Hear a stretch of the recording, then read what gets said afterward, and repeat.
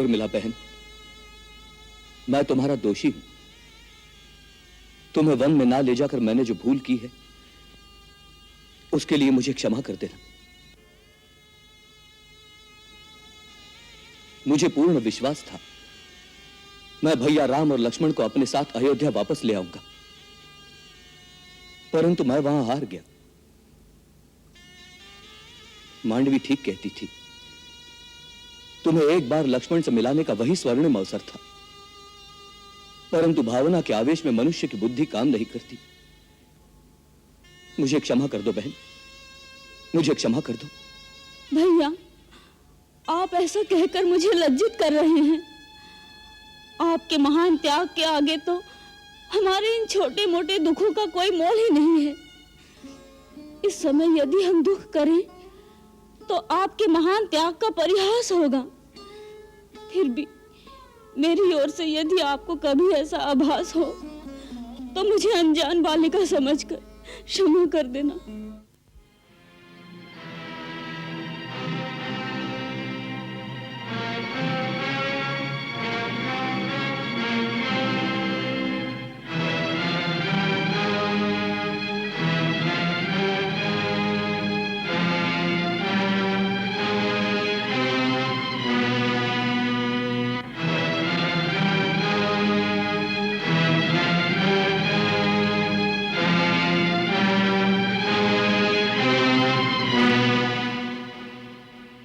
आप सब साक्षी हैं, मैंने श्री राम से अयोध्या का राज्य नहीं लिया है।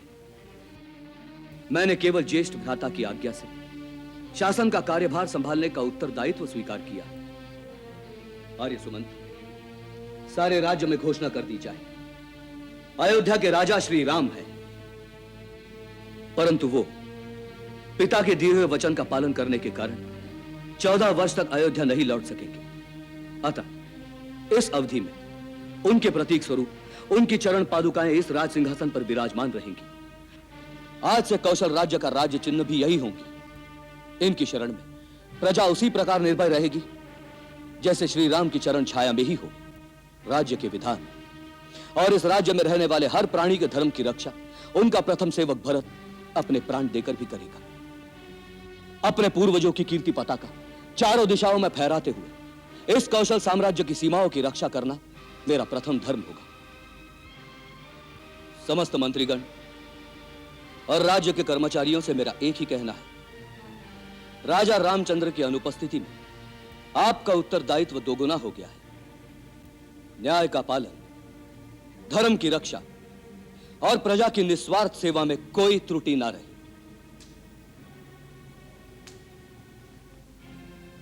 ब्रह्मवेताओं, विद्वानों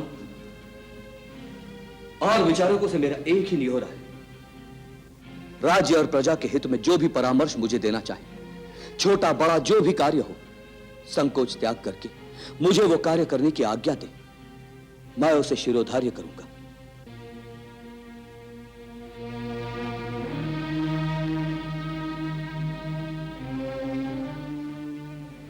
गुरुदेव, यदि आप आज्ञा दें तो अपने मन की एक बात आपके सन्मुख इस आशा से निवेदन करूं कि आप उसमें सहमति दें।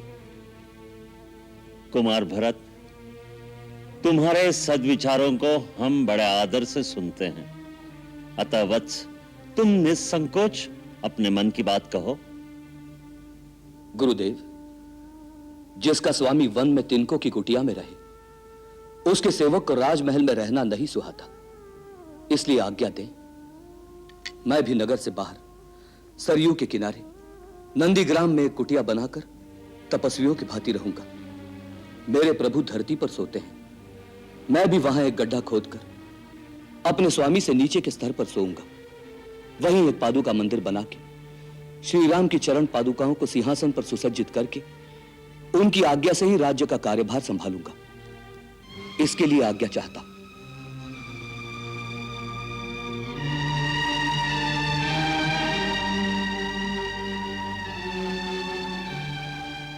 तुम धन्य हो भरत, धन्य हो।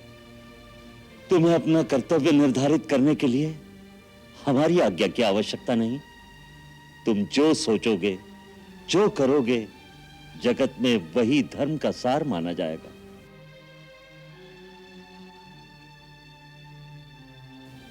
धर्मपिता महाराज जनक और समस्त गुरुजनों से मेरी यही याचना है कि आप मुझे आशीर्वाद दीजिए, जिससे मेरे कर्तव्य पालन में मुझे सफलता मिले।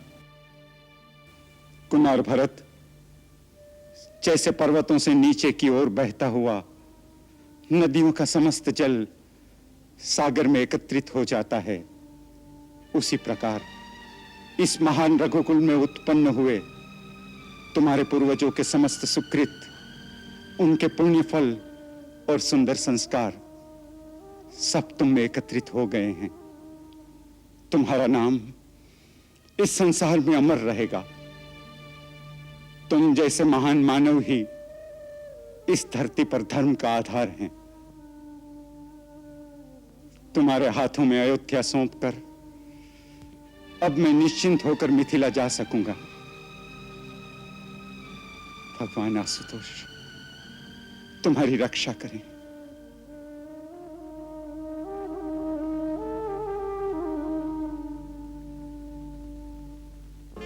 उर्मिला बहन, मैं तुम्हारा दोषी हूं। तुम्हें वन में ना ले जाकर मैंने जो भूल की है, उसके लिए मुझे क्षमा कर देना। मुझे पूर्ण विश्वास था मैं भैया राम और लक्ष्मण को अपने साथ अयोध्या वापस ले आऊंगा, परंतु मैं वहां हार गया। मांडवी ठीक कहती थी, तुम्हें एक बार लक्ष्मण से मिलाने का वही स्वर्णिम अवसर था, परंतु भावना के आवेश में मनुष्य की बुद्धि काम नहीं करती। मुझे क्षमा कर दो बहन, मुझे क्षमा कर दो।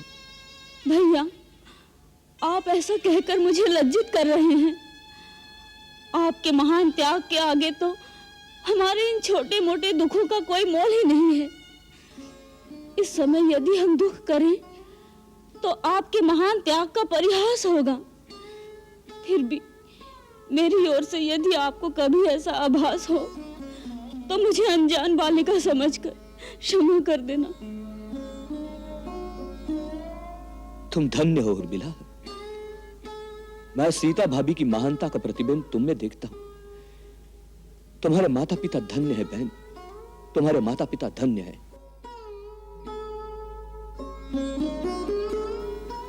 मां, मुझे नंदीग्राम जाने की आज्ञा दो। मैंने शत्रुघ्न को आपकी सेवा का भार सौंपकर उसे राजमहल में रहने के लिए कह दिया है। वो आपकी हर प्रकार सेवा करेगा, आपका आज्ञाकारी रहेगा, आपको कोई कष्ट नहीं होगा।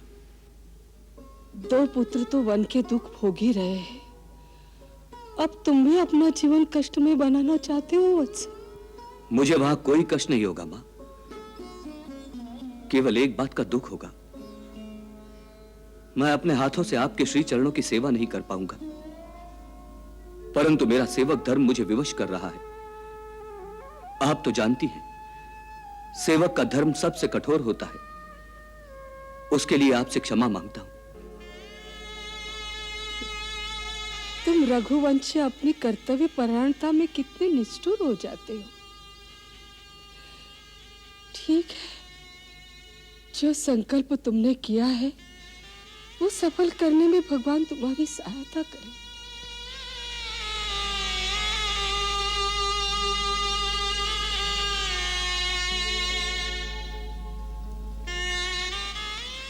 मां, बस यही आशीर्वाद दो, तुम्हारे भरत के पग अपने कर्तव्य पथ से कभी न डोले।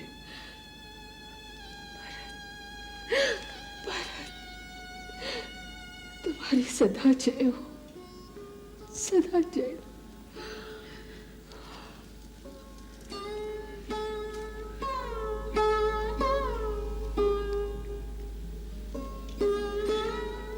मुझे तुम जैसे पुत्र पर गर्व है भरत। माँ भवानी तुम्हारी रक्षा करे। मेरे लाल